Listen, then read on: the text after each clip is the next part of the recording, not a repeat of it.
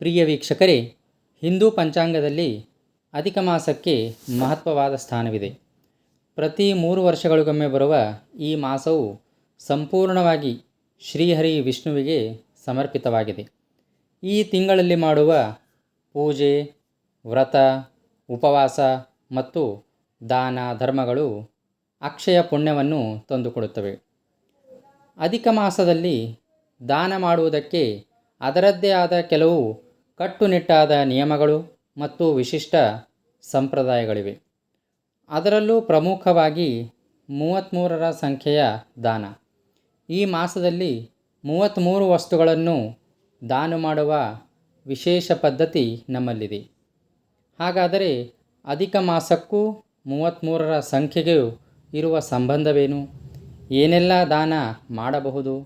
ಯಾವೆಲ್ಲ ಫಲಗಳು ಲಭಿಸಬಹುದು?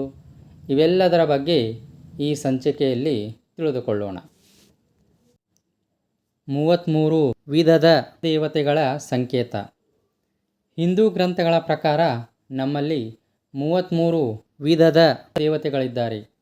ಇದರಲ್ಲಿ ಅಷ್ಟವಸುಗಳು, ಏಕಾದಶ ರುದ್ರರು, ದ್ವಾದಶ ಆದಿತ್ಯರು, ಸ್ವಸ್ತಿ ಪ್ರಜಾಪತಿಗಳು ಅಂದರೆ 8 ವಸುಗಳು, 11 ರುದ್ರರು, 12 ಆದಿತ್ಯರು, 2 ಅಶ್ವಿನಿ ದೇವತೆಗಳು, ಒಟ್ಟು 33 ವಿಧದ ದೇವತೆಗಳಿದ್ದಾರೆ. ವೈದಿಕ ಮಂತ್ರಗಳಲ್ಲಿ ಪಕ್ಷ ಶ್ರಾದ್ದ ಮಾಡುವಾಗ ನೀವು ಕೇಳಿರಬಹುದು, ವಸುರುದ್ರಾಂತರಗತ, ಭಾರತೀ ರಮಣ ಮುಖ್ಯ ಪ್ರಾಣಾಂತರಗತ ಅಂತ ಹೇಳ್ತಾರೆ. ಅಂದರೆ ವಸುರುದ್ರರ, ಆದಿತ್ಯರ ಅಂತರ್ಯಾಮಿಯಾದಂತಹ ಪುರುಷೋತ್ತಮ ರೂಪಿ ಭಗವಂತ ನಮ್ಮ ಎಲ್ಲ ಸೇವೆಯನ್ನು ಸ್ವೀಕಾರ ಮಾಡಿ ಆನಂದವನ್ನು ಕೊಡುವರು. ಯಾರು ಈ ದೇವತೆಗಳು ಅಂದರೆ ಅದಿತಿ ಕಶ್ಯಪಗಳಿಗೆ ಹುಟ್ಟಿದ ಮಕ್ಕಳು. ಅಧಿಕ ಮಾಸದಲ್ಲಿ 33 ವಸ್ತುಗಳನ್ನು ದಾನ ಮಾಡುವುದರಿಂದ ಈ ಎಲ್ಲ 33 ವಿಧದ ದೇವತೆಗಳ ಆಶೀರ್ವಾದ ಒಟ್ಟಿಗೆ ಲಭಿಸುತ್ತದೆ. ಅಂದರೆ ನೀವು ಮಾಡುವ ಒಂದು ದಾನವು ಏಕಕಾಲದಲ್ಲಿ ಸಮಸ್ತ ದೇವತೆಗಳನ್ನು ತೃಪ್ತಿಪಡಿಸುತ್ತದೆ ಮತ್ತು ಅವರೆಲ್ಲರ ಕೃಪಾಕಟಾಕ್ಷ ನಿಮ್ಮ ಕುಟುಂಬದ ಮೇಲೆ ಬೀಳುತ್ತದೆ. ದಾನವನ್ನು ಸ್ವೀಕರಿಸುವವರ ಮೂಲಕ ಭಗವಂತನೇ ಆ ವಸ್ತುಗಳನ್ನು ಸ್ವೀಕರಿಸುತ್ತಾನೆ ಎಂದು ಪುರಾಣಗಳು ಸಾರುತ್ತವೆ. ಏನೆಲ್ಲ ದಾನ ಮಾಡಬಹುದು? ಶಾಸ್ತ್ರಗಳ ಪ್ರಕಾರ ಅಧಿಕ ಮಾಸದಲ್ಲಿ 33 ಅಪೂಪಗಳನ್ನು ಅಂದರೆ ಕಜ್ಜಾಯ ಅಥವಾ ಬೆಲ್ಲದಿಂದ ಮಾಡಿದ ಸಿಹಿ ತಿನಿಸು ಅನಾರಸ ದಾನ ಮಾಡುವುದು ಅತ್ಯಂತ ಶ್ರೇಷ್ಠವೆಂದು ಹೇಳಲಾಗಿದೆ. ಕಂಚಿನ ಅಥವಾ ಬಿದಿರಿನ ಪಾತ್ರೆಯಲ್ಲಿ 33 ಅಪೂಪಗಳನ್ನು ಇಟ್ಟು ದಾನ ಮಾಡುವುದರಿಂದ ಅನಂತ ಪುಣ್ಯ ಲಭಿಸುತ್ತದೆ.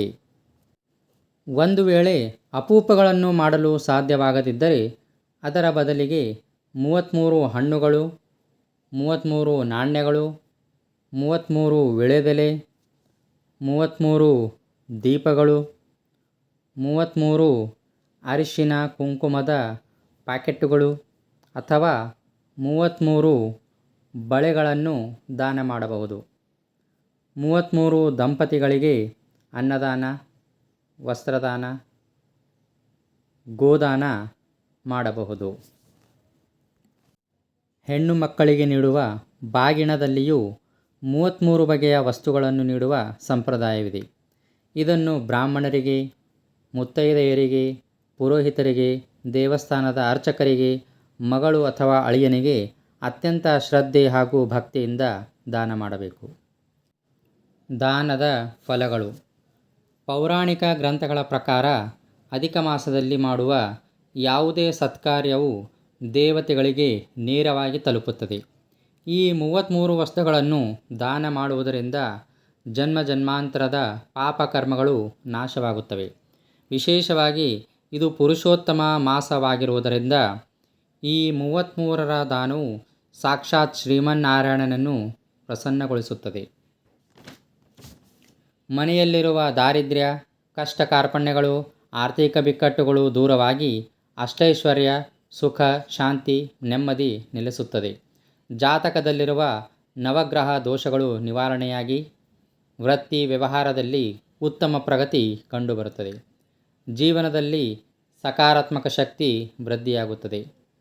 ಆದ್ದರಿಂದ ಈ ಪವಿತ್ರ ಮಾಸದಲ್ಲಿ ನಿಮ್ಮ ಶಕ್ಯಾನುಸಾರ 33 ವಸ್ತುಗಳನ್ನು ದಾನ ಮಾಡಿ ಆ ಭಗವಂತನ ಕೃಪೆಗೆ ಪಾತ್ರರಾಗೋಣ ಎಂದು ಆಶಿಸುತ್ತಾ ಈ ಸಂಚಿಕೆಯನ್ನು ಮುಕ್ತಾಯಗೊಳಿಸುತ್ತಿದ್ದೇನೆ.